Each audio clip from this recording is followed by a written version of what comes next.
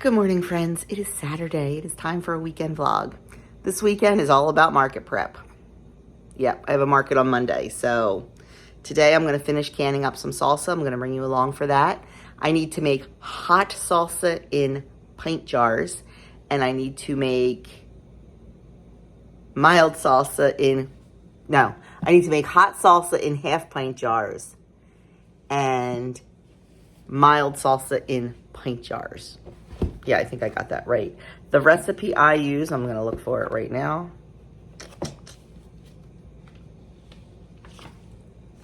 Is somewhere in here. Somewhere in here. I'll find it. Hold on. The recipe I use comes from the Ball Complete Book of Home Preserving. There are only a few canning books out there that are tested. There are a million canning books out there. There's only a few that have been tested. This is one of them. And you know I've said it before. Cooking is an art, canning is a science. I will only use proven, tested recipes. Any recipe I use on this channel will be a safe and tested recipe. You can be assured of that. So, and safe methods. But anyway, that's my PSA. You know I always say that before I can. But this is the recipe I'm using. Fresh vegetable salsa. I use this for both my hot and mild. When I do the mild, I take out the ribs and seeds of the jalapenos, and it is totally mild, no bite at all. When I want it hot, I leave in the seeds and the ribs. So great, because I can use one recipe and just tweak that one little thing, and that is perfectly acceptable to do with canning. Peppers are something that you can actually, one of the things in canning that you can actually swap out are peppers. So that's good to know too. Anyway, enough chit chat. You know I always have to do my PSA. I'm going to go get my stuff ready and we're going to get this salsa canned up. Okay, we are going to get started on the salsa. So the first thing we need to do is prepare our tomatoes. I like, for salsa and tomato sauce and things, I like to use plum tomatoes. Sometimes they're called paste tomatoes. They're not as juicy as a regular slicing or eating tomato. I think they make a much better product. First thing we need to do is we need to peel and core these. 9 out of 10 times for canning recipes, I'm looking for a knife, hold on. 9 out of 10 times for when you can any type of tomato product, the tomatoes need to be peeled. Easiest way to peel them is to take your tomato, make a little X in the bottom,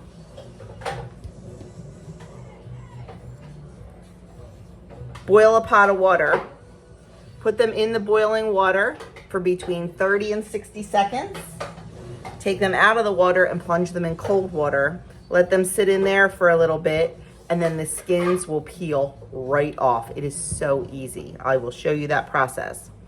While I am getting the tomatoes prepared, my helper is getting everything else prepared. So Adam is over there doing all the chopping for me. He is chopping 1 cup of green pepper. He is chopping up 2 cups of onions. And then he'll be doing 8 jalapeno peppers. So we are making hot salsa. So Adam will be leaving the ribs and the seeds in the peppers. That's why he has the gloves there. You can touch the pepper without the gloves. You just can't touch the inside of it without the gloves. Aye. I mean, you can, but then if you wipe your face, wipe your eye. It's a bad day. It's a bad day. So he's over there getting all that ready for us, and we're going to start on these tomatoes. Okay, I apologize for all the noise in here. Might have to do this a voiceover. But we have our tomatoes that we scored on the bottom. We're just going to put them in our pot of boiling water. I don't like to overcrowd it. I generally do 6 at a time, and I let them go for about a minute. Okay, after about a minute, I'm just going to take them out of the pot and toss them in the sink. I cleaned the sink real well and just filled it with cool water. You can also put ice cubes in if you want. I generally don't. And then we're just going to put the next batch into the pot. Let these cool before we attempt to take the peel off. Because once they do, well, actually, you can see, look, comes right off, right off. Sometimes in one big piece. Now, what you can do is all these skins, you can save the skins and dehydrate them. And then grind them down into a tomato powder and use that to bump up the tomato flavor of any of the dishes you make. You can throw some in chili or sloppy joes or whatever it is that you want to bump up the tomato flavor. You have all that tomato powder, all that flavor right in these dehydrated skins. I am probably not going to do this batch because I saved them the other day to do it. Honestly, it just depends on time for me right now. So we're just going to get these peeled, get our next batch out of the pot, and keep on going until we have them done. I did about 20 tomatoes. I find that about 20, even though the sizes vary a lot, I find that 20 is usually about the amount we need. Okay, so the next thing we're going to do is, now that we have all the tomatoes peeled, we need to core them and chop them. So I have this little gadget from Pampered Chef. I believe it's either a tomato core or a strawberry huller. Oops, wrong. And that's what I use. I just jump in there and pull that core right out. And then to chop them,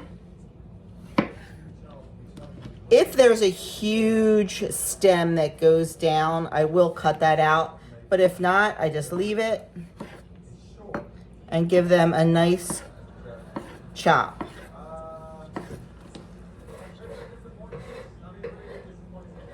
We need to measure out 7 cups of chopped tomatoes. So I use my batter bowl that has measurements on it.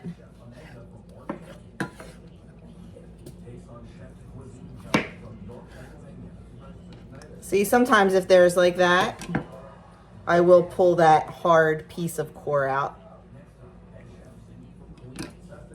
And then we're just gonna keep chopping, try to get them all uniform in size. It makes for a better end product.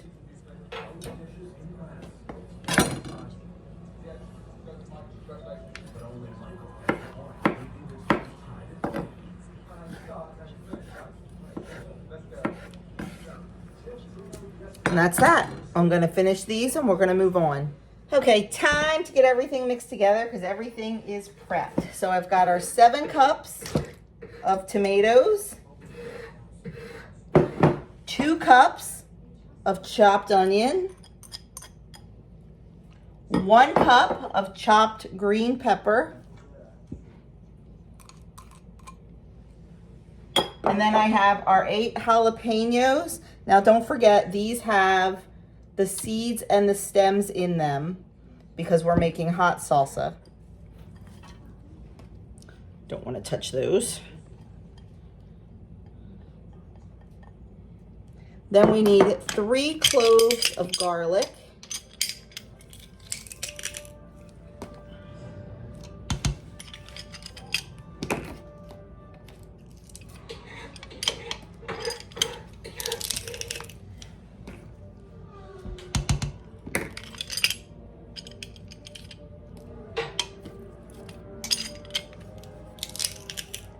They were little baby cloves.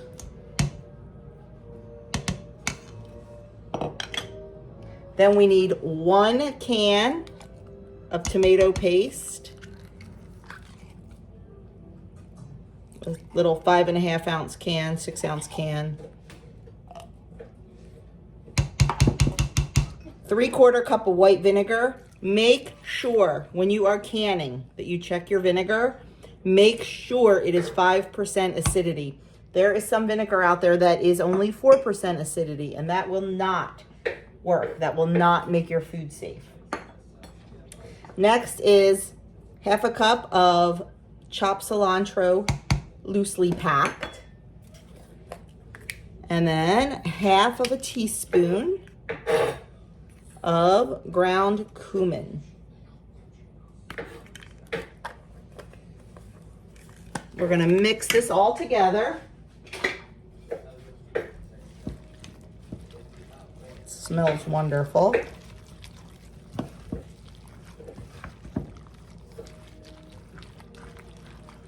We're gonna put it on medium-high heat and we're gonna bring it to a boil.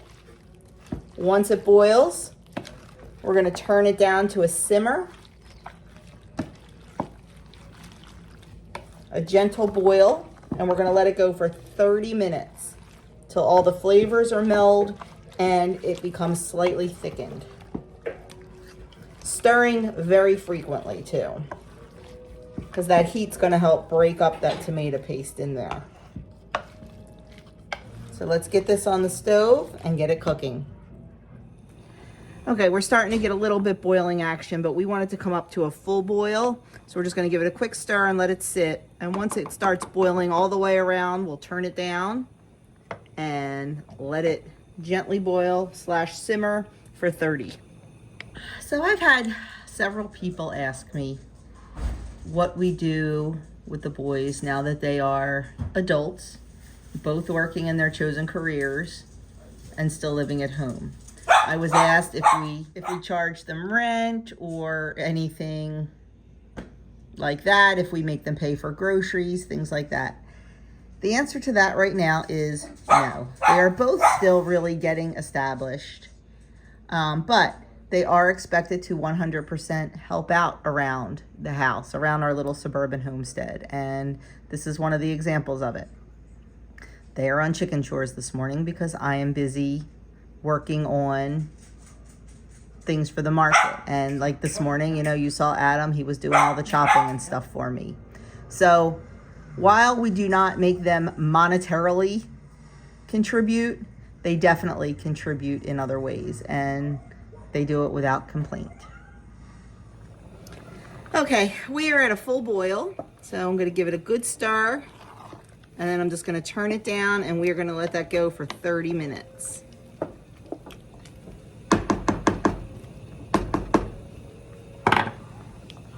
Okay, our salsa is done. It is nice and thick. So to jar it up, we are just going to fill our 1/2 pint jars with the salsa. We're gonna debubble it. You wanna make sure you debubble. And then we are going to go a 1/2 inch headspace. It's a little tiny bit over. So I'm just gonna take a little bit out. Debubble it again. And that is perfect. So we will get our lid on. Now, depending on the types of lids you use, ball lids, you know, ball is like the standard in canning. They say you no longer need to heat up their lids. So you can just wash them and put them right on. I use, and you know this, usually jars from 4 jars. Now, if I buy new canning jars, I buy ball, and I will just use the lids that come with it. I am not gonna waste all those lids. But I definitely prefer the 4 jars lids. I have never had a seal failure with 4 jars. They are very heavy duty. I love them. I always have a link in my description box below to get 10% off. And they always have fabulous sales. But anyway, 4 jars lids do need to be heated. So we're just gonna fingertip tight back into the canner. My jars were in the canner, heating up, because you always want to put hot food in hot jars. So we're just going to keep doing this. I should get between 8 and 10 jars out of this.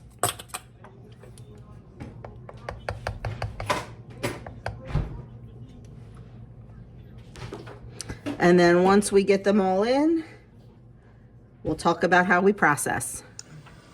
Okay, jars in the canner.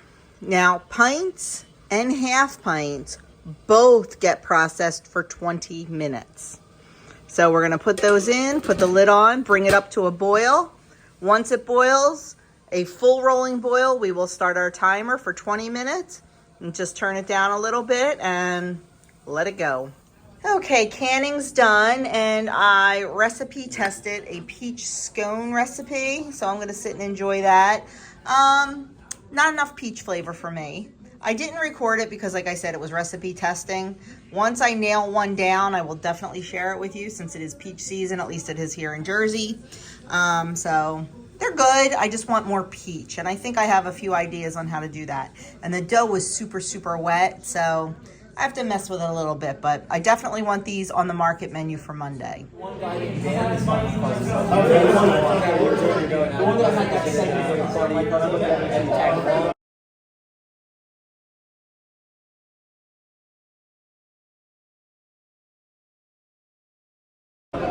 So we are all done at the cross-country reunion luncheon. It was very nice. We had a good time catching up with everyone. It was wonderful.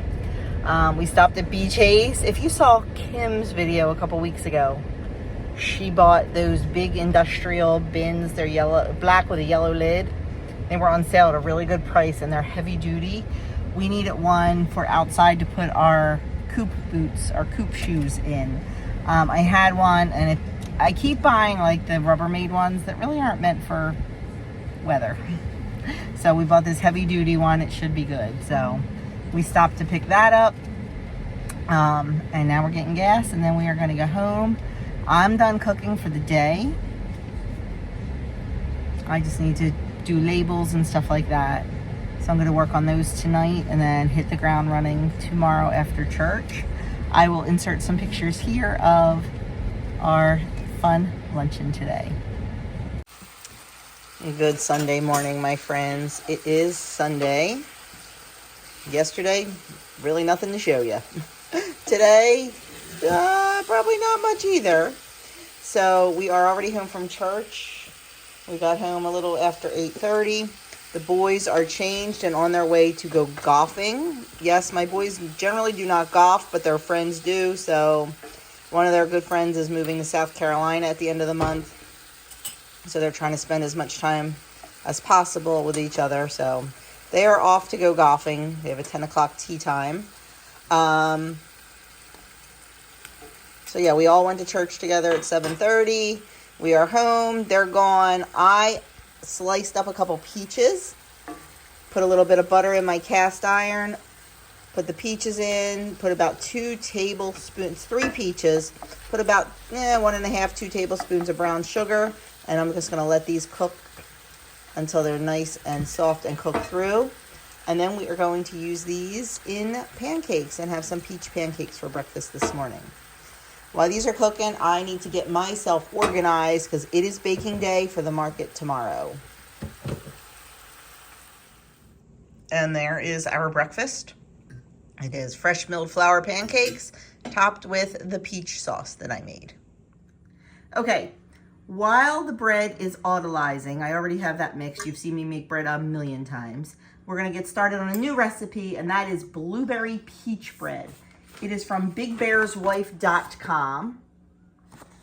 I thought it would be a nice way to showcase what is fresh in Jersey right now. I do try to keep my market seasonal. So now this recipe makes 1 large loaf, like 1 loaf pan. I'm going to break it up into 3 or 4, I'm not sure yet, mini loaf pans. So first of all, we've got 1 stick of room temp butter in our stand mixer. And to that, we're going to add a cup of sugar, and we're going to cream these together.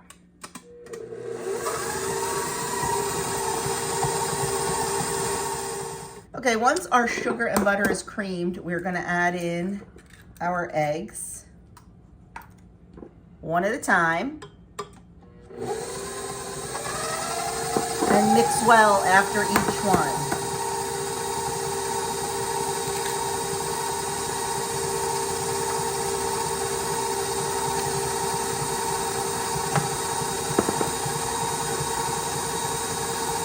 we're gonna add in a teaspoon of vanilla extract.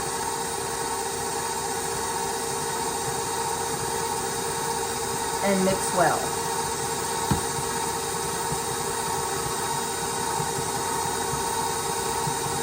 From there, I'm gonna shut off the mixer, and I just wanna give a little scrape. Make sure everything is down.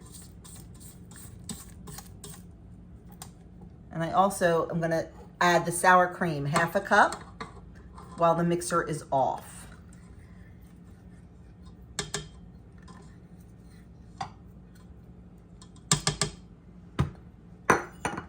And then we're gonna mix this until well combined.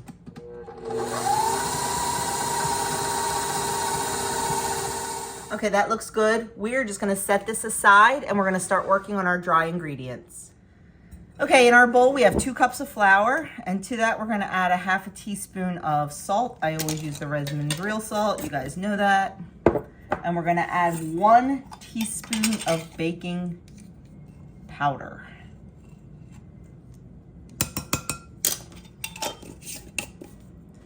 We are going to give those a quick whisk.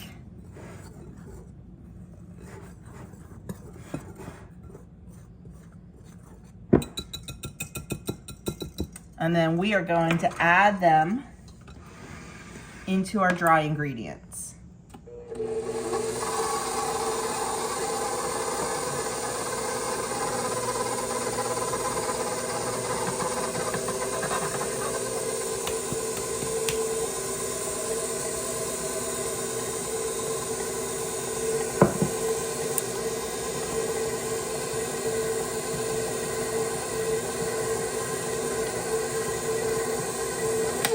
Okay, we're just gonna do that till it just mixes. We don't wanna over mix because we will be mixing in our fruit next. So we're gonna set this aside and prepare our fruit. Okay, I took our 1 cup of blueberries and I tossed them with a little bit of flour. By doing that, it helps them not sink to the bottom in your baked goods. It gives them a little extra heft. But I don't want all this extra flour in there. I'm gonna use it for the peaches, because we're going to do the same thing to the peaches. I don't think the recipe calls for it, but it's just what I do. Especially the peaches, because they're so wet. Actually, I'm going to put a little bit more flour on there, I think.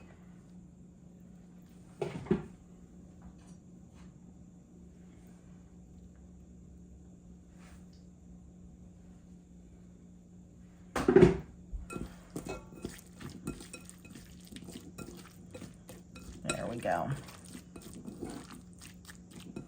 And we're going to add those to here. And then we are going to just kind of fold all that fruit in. You don't want to over mix, but you don't want to under mix either. You want to definitely distribute it nicely throughout.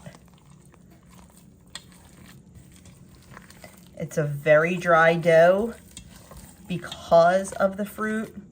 The peaches are juicy, so they're going to contribute to some of the liquid in the cake.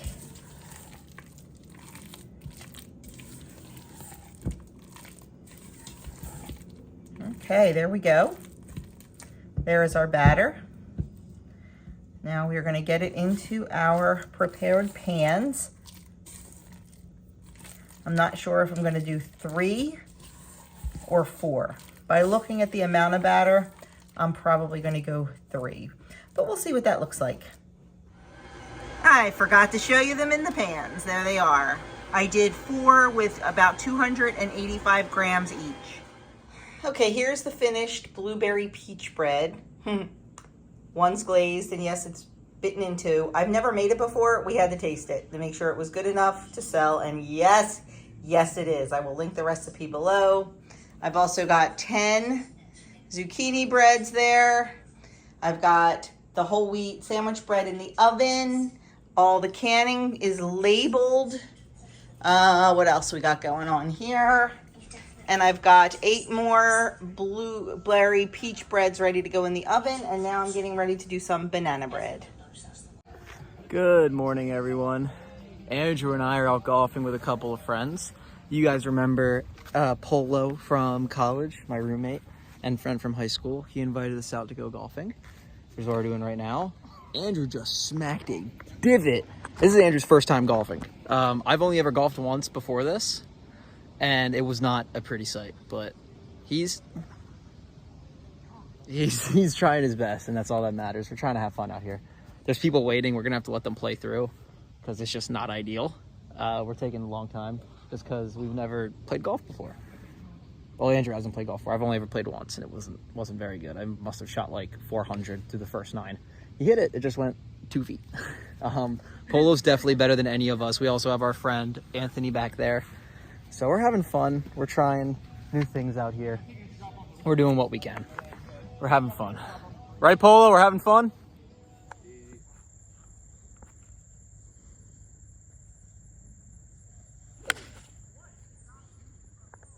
I don't even know where that went.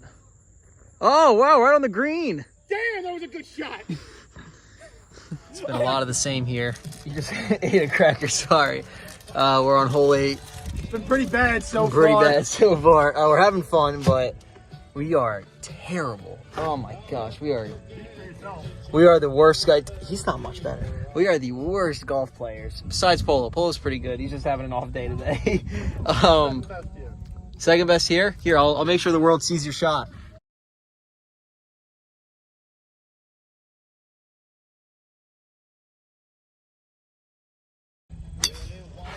Dude! I don't even know where that went. I don't know where that went either. Where'd it go? Far? Yonder. It went over yonder. Phenomenal. Phenomenal day on the links. We're having a good time. I'm doing terrible, but we're having fun.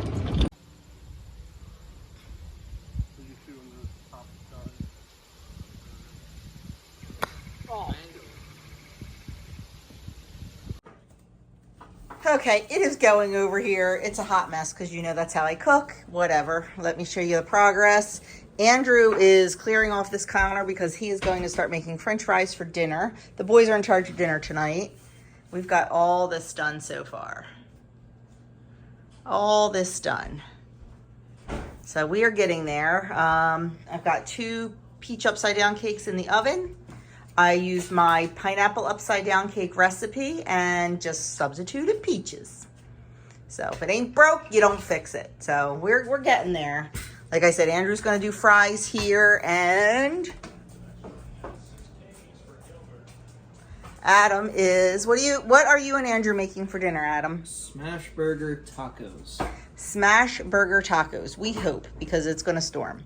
So what Adam is doing is making 2.5 ounce balls. You need to make them a little bit tighter, Adam, or they're gonna handle them, or they're gonna fall apart when you smash them. When they're out there cooking, I'll have them show you what they're doing. But this is the first step, is making 2.5 ounce big old meatballs. So right now we're just putting the meat down, and then once the meat's down, we put a tortilla on top of each one, kind of evenly as we can get it. Yeah. And then after that, we press it down to get the burger as thin as possible, so the edges get really crisp on the side, like firmly. Yeah. And we do that one. And like you can see, this grill is piping hot. Yeah, it's actually really hot for my hands right now. It's burning. And then they're gonna look like that once they're done, and then we put them onto the platter, and we have some fixins inside. This one's probably gonna pull the cheese So off. here they are. The edges got a little crispy. It's the first time we did it. I think they're going to be delicious. And we've got the sauce. I forgot to show you Adam making the sauce. Adam, what's in the sauce? Big Mac sauce. It's it's mayonnaise. Worcestershire sauce. It's paprika, not oregano, garlic powder, onion powder, pickle brine, pickles, stuff that you'd find in like a Big Mac sauce. That's essentially what it is. Okay, that's what that is. It tastes better. We have the fries that Andrew made. We have some chopped pickles, bottom of the barrel, tomatoes, onion, and lettuce. So looking forward to trying these out. Thanks for cooking, Andrew and Adam. We do appreciate it. You're welcome. You're welcome. You've been busy all day. This guy has been making English muffins for the last hour. OMG. Oh my gosh. Can I just tell you? Those, what are they called? Smash burger tacos. I mean, it's a burger. The only thing that makes it a taco is the tortilla and the shape, like when you fold it. Like, it didn't have taco flavor or anything, but you could do that. Oh, that'd be good. They were so good. I told them we have to make these again like next week. They were so good. I can't even. I don't know if they were just amazing. If you have a Blackstone or any kind of griddle, you could even make them in the house on a griddle. Make them. I will link the recipe below that we followed. The only thing I would change, it calls to make the balls and then roll them in a salt and pepper mixture. Little too salty. I would just season the ground beef. Before you rolled it into the balls, I would season the ground beef with salt and pepper and not roll it in because they were salty. But oh my, I cannot even stress enough how delicious. Make them. If you have a cast iron skillet, if you have a griddle, whatever, make them. Put the fan on above your oven because those things produce a lot of steam. Yes, they produced a lot of smoke. Definitely, because you have to cook them on very high heat to get that sear crunch on the meat. Oh my gosh, so good. Maybe they were just so good because I didn't cook them. That could be. But anyway, I gotta get back in the kitchen. Hey friends, it is now Monday morning. This is now my 5th attempt to bring you along on market day. So we're gonna extend the weekend vlog to today. You know, I have every intention of showing you the market setup and everything, and I never do because we get there and we are so busy immediately. I'm gonna try today. I'm gonna try. I am up early my kitchen is a hot mess. Because we were so tired last night. Look, I already have dough on me. Up early, I need to make some more whole wheat bread this morning. I really only need to make 2 more loaves, but I'm just going to make 4 because we need some here anyway for the boys for lunches for this week. So I'm just going to make 4. It's just as easy to make 4 as it is to make 2. So I'm going to get started on that. I feel bad running the grinder because everybody else is still sleeping. Well, not Adam. Adam's at work. But I got to do what I got to do. Hopefully it won't wake anybody up. I've got to do that, and I've got to do bagels. Bagels are the thing everything else is done. Bagels are the thing I always leave for market day because I want them fresh. So, yeah. I just shaped some sourdough. I do not take sourdough round loaves to the market because there is a sourdough person there, and honestly, it's too much work in addition to everything else. And people come to me for the sweets, the cakes and the breads and the scones. But I did have some special orders for sourdough. So I've got that on the counter. They look good. I've got some nice bubbles on the surface, so I'll show them to you. But right now I'm just going to get started, and I've got a lot of labels to print out. So I will try to pick up the camera as much as I can today. Look at those beauties. They're in their 10-minute rest after second shaping. But can you see those beautiful air bubbles on the surface? That's good stuff right there. So then they'll go right into, excuse the counter, it's just flour and dough from me shaping them. I don't want to disturb them to clean around them until I put them in. I have the bannetons floured. They'll go in there. They'll sit for another hour or so, and then they'll get baked. But I'll try to remember to show them to you. So I'm going to go get to work. What I will show you here is some of the stuff from yesterday. Peach upside down cakes turned out just beautiful. Peach scones, some of the bread, English muffins. That's what I have in the kitchen. Here we've got salsas and jams and jellies and more cakes and zucchini bread and peach blueberry cakes, chocolate chip banana bread. So yeah, it's all over the place here. Okay, I actually remembered to vlog. So this is my usual setup. Still waiting to order a banner. I have to order a banner. I have to figure out what I want. But look, Sandy. That's what I'm using right now. This was a gift from Sandy over at Life with Sandy. Sorry, got interrupted with customers. So we have our bagel station over here. We've got our cakes and our breads, our little sample tray. Everything all set to go. And we've been pretty busy already. Got my 2 trusty helpers right there. And we've got our favorite road stand next to us. And we're always next to Mortal Minds Coffee. They are wonderful. My guys absolutely love their coffee. They're offering 2 different kind of cold brews today, a pour over and I don't know, something else. So yeah, doing good. Whew, look at this hair. Oh my goodness. So I got to vlog a tiny little bit at the market. I wanted to walk you around the market and show you, but we were busy. Did not sell out this time. Had a lot of zucchini bread left, which sold out of last time. But we were still really busy. I still did very well.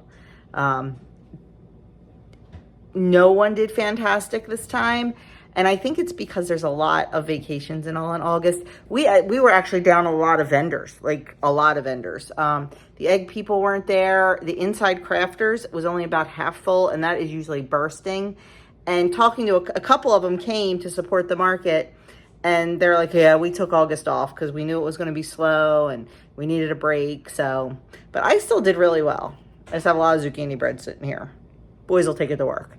So, yeah. Next one is September 9th, which is my birthday. Because we don't do it the first weekend or the first Monday in September because it's Labor Day, so they pushed it a week. So it's on my birthday. But that's okay. So anyway, that was my weekend. Tomorrow we have, what do we have tomorrow? Visiting nurse coming. It's probably going to be the last visit, I would think. So he's coming, and I think that's about all we have. I plan on doing some cleaning tomorrow. And Wednesday, I have to pick up my Azure order. We desperately need a Costco run, so maybe that too. I don't know. We'll see. But whatever we do, you know I'll bring you along. I will see you guys in my next video.